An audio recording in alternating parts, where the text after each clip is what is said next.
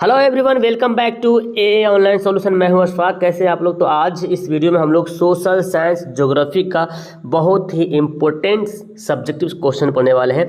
तो इस वीडियो को पूरा देखना है और आपको एक भी क्वेश्चन स्किप नहीं करना है। एंड लिसन टू मी, आपको इस सवाल के सभी जवाब आने चाहिए। अगर आपको याद है तो वेरी गुड, आपने अगर याद कर रखा है तो बहुत अच्छी बात है। अगर आपने याद नहीं कर रखा है तो आप इसे कॉपी पर नोट ज़रूर करना, बिकॉज ऑब्जेक्टिव के साथ साथ सब्जेक्टिव भी बहुत ज़रूरी है। ओके, सिर्फ ऑब्जेक्टिव पे ही डिपेंड नहीं रहना बल्कि सब्जेक्टिव भी करना है। अच्छा मार्क्स लाना है तो सब्जेक्टिव को भी स्ट्रांग बनाना पड़ेगा। तो चलिए स्टार्ट करते हैं। आप अगर अभी तक चैनल को सब्सक्राइब नहीं किया तो सब्सक्राइब कर लीजिएगा एंड बेल आइकन प्रेस कर लीजिएगा। और अगर आपको इसका पीडीएफ चाहिए तो यहाँ पे टेलीग्राम है, फेसबुक है, इंस्टाग्राम, इस सब में जुड़े हुए हैं आप लोग। तो टेलीग्राम पे मैं इसका पीडीएफ में सेंड करता हूँ, वहाँ पे आप जरूर ज्वाइन हो जाए। नीचे डिस्क्रिप्शन में लिंक भी दिया हुआ है। चलिए वन बाय वन करके मैं सवाल पढ़ता हूँ। एंड सबसे इंपॉर्टेंट बात यहाँ पे ये है कि मैंने सवाल को इंग्लिश और हिंदी में दोनों में कन्वर्ट किया है। सवाल हिंदी में भी है और इंग्लिश में भी है। तो इंग्लिश वाले प्यारे स्टूडेंट इंग्लिश के लिए भी देखेंगे और हिंदी वाले ध्यान से समझेंगे। मैं समझाऊंगा हिंदी में, इंग्लिश का यहाँ पे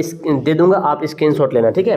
भारतीय कृषि की 5 प्रमुख विशेषताओं को लिखना है, ठीक है। देखिए, पहली विशेषता है भारतीय कृषि की प्राकृतिक शक्तियों पर निर्भरता, है ना। भारतीय कृषि क्या है? प्राकृतिक शक्तियों, यानी कि नेचुरल जो पावर है उस पर क्या करता है? डिपेंड करता है ना।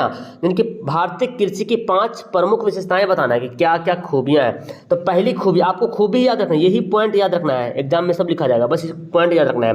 तो पहला पॉइंट क्या बनता है कि भारतीय कृषि की प्राकृतिक शक्तियों पर निर्भरता, मतलब भारतीय जो कृषि है वो नेचुरल शक्तियों पर, नेचुरल पावर्स पर डिपेंड होता है। देखिए, भारतीय कृषि प्राकृतिक शक्तियों पर निर्भर है। देश में सिंचाई के साधनों की कमी के कारण कृषि मानसून पर निर्भर पड़ती है ना। देश में अक्सर कृषि जो है सिंचाई पे डिपेंड करता है। सिंचाई साधनों की कमी हो जाता है ना। हाँ, अक्सर डिपेंड किस पर आता है? बारिश होगी तो हमारा खेत होगा तो हमारा अच्छा फसल उगेगा। सिंचाई का उतना साधन सहज नहीं हो पाता है, सब जो मानसून पर ही निर्भर करती है। भारत में अक्सर जो है किसान जो होता है अक्सर कृषि के लिए जो है मानसून पे डिपेंड करता है कि बरसात का मौसम आएगा तो पानी पड़ेगा तो ये होगा तो लनपन, है ना, तब खेती होगा। यदि वर्षा का समय पथ पर तथा पर्याप्त मात्रा में हुई तो फल अच्छी हो, अन्यथा नहीं। तो यही डिपेंड करता है। अगर समय पर वर्षा हुई तब तो फसल बहुत अच्छी होगी, लेकिन समय पर वर्षा नहीं हुई, फसल बो दिए तो जब समय पर वर्षा नहीं हुई तो फिर उसके लिए फिर नुकसान होगा, वो फसल जो है बेकार हो जाएगा। तो एक तो भारत का जो कृषि है किस पे डिपेंड है? नेचुरल शक्ति पे, है ना, प्राकृतिक शक्ति पे। दूसरा चलते पढ़िए। दूसरा क्या बोलता है? दूसरा बोलता है कि भूमि पर जनसंख्या की अत्यधिक निर्भरता। दूसरी बात है कि भूमि की जनसंख्या की ज़्यादा निर्भर होना, ये भी एक विशेषता है। भारत में कुल जनसंख्या के करीब 70% लोग जो है कृषि पर आधारित है, ठीक है, याद रखेंगे। कुल जनसंख्या के करीब 70% लोग जो है कृषि पर आश्रित है भारत में, है ना। बिहार में नहीं बल्कि भारत में बोला जा रहा है, ठीक है। इससे कृषि पर जनसंख्या का बोझ बढ़ गया है और कृषि उत्पादन में जितनी वृद्धि होनी चाहिए थी उतनी नहीं है। तो सिंपल सी बात एक है जनसंख्या। तो जनसंख्या ज़्यादा वृद्धि होने की वजह से जितना जरूरत है उतना उपयोग नहीं, उतना हो नहीं पा रहा, बिकॉज जनसंख्या का बोझ बढ़ गया है ना। और कृषि जितना होना चाहिए उतना नहीं हो रहा, ठीक है। कृषि की कम उत्पादकता, मतलब कृषि पर अत्यधिक निर्भर पुरानी पद्धति का प्रयोग करना, मतलब भारतीय कृषि जो है कम उत्पादन भी करता है। तो पुरानी पद्धति क्या है कि कृषि पर पूंजी की कमी हो गया, मतलब लोगों को ये ऐसा सिस्टम बनाओ कि पूंजी की कमी हो जाएगा तो कृषि पर भी इफेक्ट पड़ता है। निम्न स्तर की तकनीक भी सही नहीं है, मतलब पुराने जमाने का जो तकनीक लेके चल रहा है वही सब लेके चलते हैं, ठीक है ना।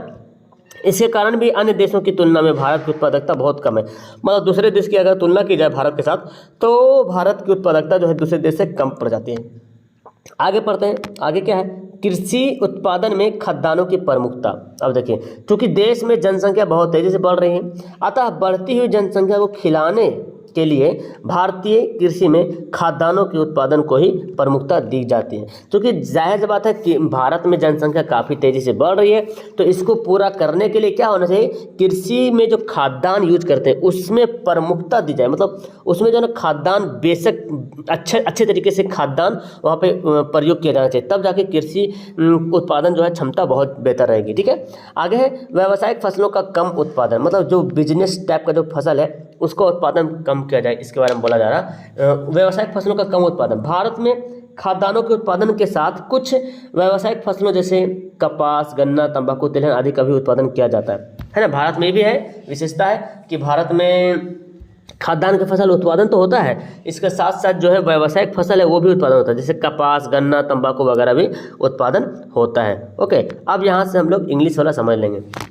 तो इंग्लिश वाले स्टूडेंट इसको आप स्क्रीनशॉट ले लीजिए। ओके, मैं स्क्रॉल करते रहूँगा, आप इसका स्क्रीनशॉट ले लेंगे फटाफट। बाकी आप लोग आराम से लिख करके पढ़िएगा, लेकिन इसको नोट करना जरूर है। हिंदी वाले और इंग्लिश वाले दोनों के लिए मैं बोल रहा हूँ, इसको नोट करना बहुत ही ज़रूरी है। आगे सवाल है, वायु परिवहन की प्रमुख विशेषताएं को लिखिए। वायु परिवहन के बारे में बताया जाए तो वायु परिवहन की प्रमुख विशेषताएं निम्नलिखित हैं। पहला है, वायु परिवहन एक स्थान से दूसरे स्थान तक गमन का तीव्रतम साधन है। बिल्कुल, वायु परिवहन जो मानी एरोप्लेन से, जो वायु के माध्यम से हम परिवहन करते हैं, एक स्थान से दूसरे स्थान जाते हैं, तो वो जो गमन करने की, जो जाने का जो समय है एकदम तीव्रतम जाते हैं, बहुत ही स्पीड चल जाते हैं। तो बहुत अच्छा साधन है, समय का बचता है ना, समय बचता है। वायु परिवहन ने यात्रा समय को घटाकर दूरियों को कम कर दिया। बिल्कुल, समय को घटाया और दूरी को कम कर दिया। समय कम लगता है और दूरी भी कम पड़ गया ना। हमको अभी तुरंत यहाँ से अमेरिका जाना है, तो अभी के समय, और आप पीछे चल जाओ 25-30 साल 40 साल पहले, तो उस समय जो अमेरिका काफ़ी दूर हुआ करता था, लेकिन अभी अमेरिका भी उतने ही दूर है, लेकिन कम समय में हम अमेरिका पहुंच जा रहे हैं। इसका मतलब है कि दूरी घट गया है ना। तो हमारे पास साधन है वायु परिवहन के, से वायु परिवहन ने से ऐसा कारण किसने, वायु परिवहन ने यात्रा समय को घटाया और दूरी को कम कर दिया। ठीक है, आगे बढ़ते हैं। दूरवर्ती, दुर्गम और बीहड़ क्षेत्रों में वायु मार्ग सबसे उपयोग है। जैसे कि दूर, एकदम दूर दराज जाना है, बहुत दूर जाना है ना, एकदम बीहड़ क्षेत्र है, वायु मार्ग मतलब वहाँ पे रेल उल जाने की जगह नहीं है, ठीक है ना। ऐसे जगह में हमको जाने के लिए क्या करना पड़ेगा, वायु मार्ग इस्तेमाल करना पड़ेगा, चाहे हेलीकॉप्टर से हो, चाहे एरोप्लेन से हो, इस तरह से। तो ये प्रमुख साधन हो गया, ठीक है, मतलब विशेषताएं हो गया। इंग्लिश वाले स्टूडेंट इसको नोट कर लो, स्क्रीनशॉट इसका ले लीजिए, ठीक है ना। आगे बढ़ते हैं।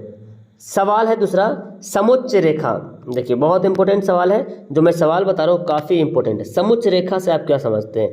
भूतल पर मतलब जमीन पर, है ना, समुद्र तल से, समुद्र तल मतलब जमीन के कितना नीचे समुद्र है वो बोला जा रहा है। समुद्र तल मतलब समुद्र के एकदम गहराई, समुद्र के जो जमीन है ना उसके बारे में बोला जाए समुद्र तल।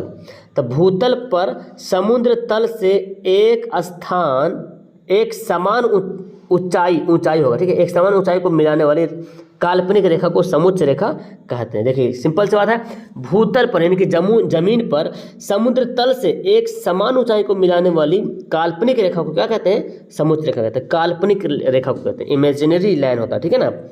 इस विधि को उच्चावच प्रदर्शन का सर्वश्रेष्ठ विधि माना जाता है, मतलब ऊंचाई को प्रदर्शित करने के लिए सबसे अच्छा विधि माना जाता है। इन रेखाओं को वास्तविक संरक्षण के आधार पर बादामी रंग से खींचे जाते हैं। आपको बताया जाता है कि मैप पे, जो मैप देखते हैं ना उस पर देखिए बहुत सारा लकीर आता है, तो कभी कहीं कहीं ग्रीन लकीर दिखाता है तो वो जल वाला होता है, ठीक है ना।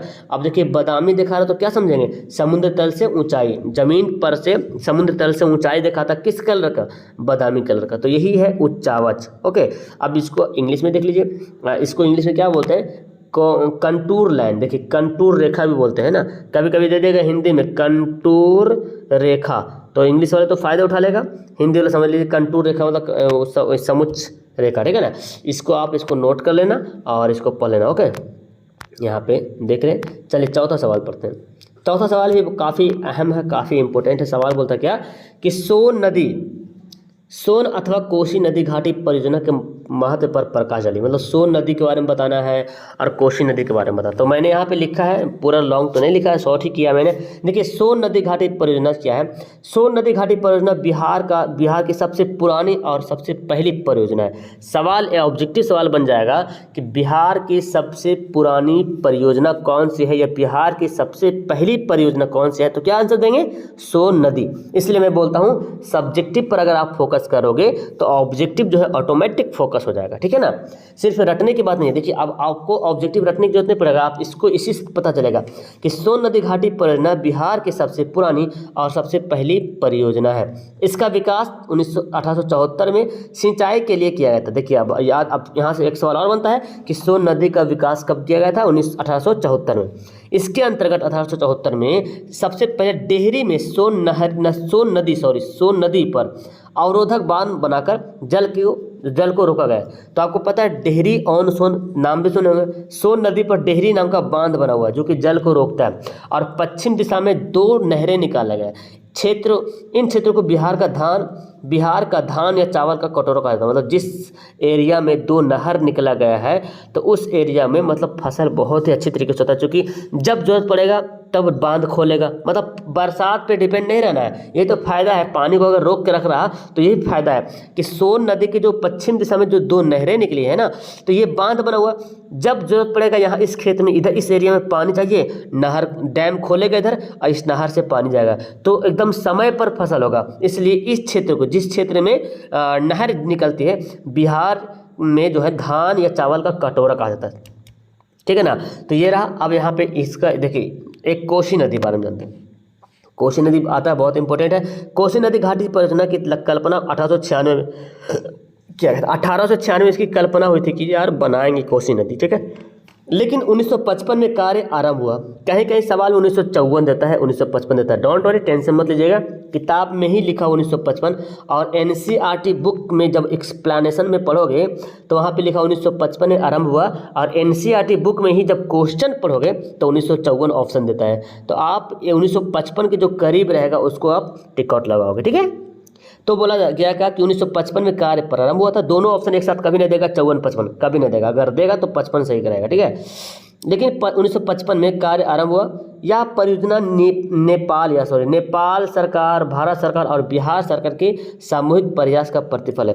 यानी कि 1955 में जो कोसी नदी घाटी परियोजना का जो है शुरू हुआ था, तो उसमें जो है नेपाल, चूँकि नेपाल के बॉर्डर पड़ता है ना, नेपाल हो गया, भारत सरकार और बिहार सरकार के सामूहिक प्रयास से बना है।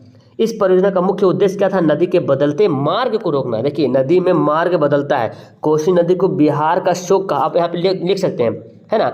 कोसी नदी को बिहार का शोक भी कहा जाता है, एक लाइन बढ़ा सकते हैं। ठीक है ना। तो आप मेन इस मुद्दा को याद रखिए, कि मेन पॉइंट को याद रखिए कि कोसी नदी की स्थापना कब की गई थी, ये पॉइंट है। इसमें कौन कौन ने डिवाइड, मतलब किस किस ने हिस्सा लिया, मतलब बिहार सरकार, भारत सरकार, नेपाल सरकार ने हिस्सा लिया। एंड इसमें कि इसका बनाया क्यों गया है, इसका उद्देश्य क्या था कि जो मार्ग जो बदलता है ना, कोसी नदी अपना मार्ग बदल देता है। अभी इधर से पानी जा रहा, नाव भी इधर से जा रहा है ना, अब पानी इधर ही जा रहा, एक बार जो पानी ऐसे हो गया, अब जो बेचारा नाव वाला है तो क्या होगा, उलट जाएगा। तो इस तरह से आए दिन, आया साल जो है ना, जब भी बरसात का मौसम आता है तो आए साल जो इसमें दुर्घटना होती रहती है, नाव डूबते रहता है। इसलिए इसको बिहार का शोक भी कहता है। ठीक है ना। बाढ़ और बहुत ज़्यादा समस्या उत्पन्न हो जाती है, इससे बाढ़ की समस्या कम हुई। तो अब अगर कोसी नदी घाटी परियोजना बनाने के बाद जो है ना, थोड़ा सा कंट्रोल लाया गया बाढ़ पे, नहीं तो पहले बहुत ज़्यादा बाढ़ हुआ करता था। ठीक है, अब इसी का मैंने इंग्लिश कहा तो थोड़ा थोड़ा यहाँ पे मिस्टेक होगा, जहाँ पे नेपाल तो वहाँ पे मिस्टेक होगा। तो इंग्लिश वाले स्टूडेंट प्लीज़ इसको थोड़ा से रिकवर कर लेना। ओके, यहाँ पे है कोसी नदी, आप इसको स्क्रीनशॉट ले लो प्यारे, स्क्रीनशॉट जरूर लेना। एंड इसको सबके लिए मैं बोल रहा हूँ, ठीक है। देखो यहाँ पे नेपाल को नेपाल सही लिखा गया है, इंग्लिश को समझ के लिखा गया है, ठीक है। तो इसको देख लो, इसको नोट कर लो। चलो आगे बढ़ते हैं। 5वां सवाल बहुत ही ईजी सवाल है, एक ही स्क्रीन पर आ जाएगा।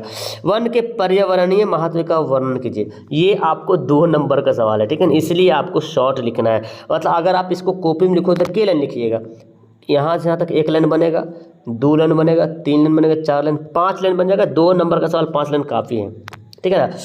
तो देखिए, वन पर्यावरणीय की हरियाली एवं स्वच्छता बनाए रखते हैं। वन का आप इसको बढ़ा चढ़ा कर सकते हैं। वन के पर्यावरणीय महत्व क्या है, तो वन पर्यावरणीय की हरियाली और स्वच्छता बनाए रखते हैं। वन जो है भौम जल, मतलब पूरा भौम जल स्तर, मतलब भूमि का जो जल स्तर है ना, जमीन, भूमि जल स्तर को सुखाड़ से रोकते हैं।